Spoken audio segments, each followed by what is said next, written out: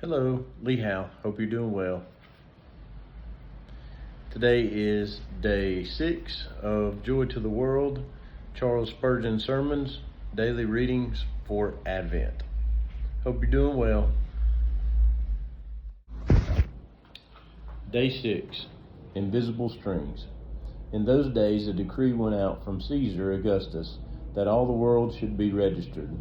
This was the first registration when Quirinius was governor of Syria, and all went to be registered, each to his own town. And Joseph also went up from Galilee, from the town of Nazareth to Judea, to the city of David, which is called Bethlehem, because he was of the house and lineage of David, to be registered with Mary, his betrothed, who was also with child. Luke 2, verses 1 through 5. It had been prophesied that our Lord would spring out of Judah. It was necessary also that he should be born in Bethlehem, according to the word of the Lord, which he spoke by his servant Micah. But how could a public recognition of the lineage of an obscure carpenter and an unknown maiden be procured? What interest could the keepers of registers be supposed to take in two such humble persons? As for the second matter, Mary lived in Nazareth in Galilee, and they seemed every probability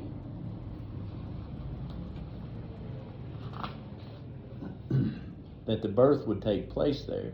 Indeed, the period of her delivery was so near that unless absolutely compelled, she would not be likely to undertake a long and tedious journey to the southern province of Judea.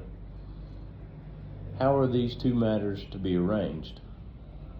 A little tyrant, Herod, by some show of independent spirit, offends the greater tyrant, Augustus. Augustus informs him that he shall no longer treat him as a friend, but as a vassal. Although Herod makes the most abject submission, and his friends at the Roman court intercede for him, Augustus, to show his displeasure, orders a census to be taken of all the Jewish people in readiness for taxation, which, however, was not carried out till some 10 years after. Even the winds and waves are not more fickle than a tyrant's will, but the ruler of tempests know how to rule the perverse spirits of princes. The Lord our God has a bit for the wildest war horse, and a hook for the most terrible Leviathan. Autocratical Caesars are but puppets moved with invisible strings, mere druggies to the King of Kings.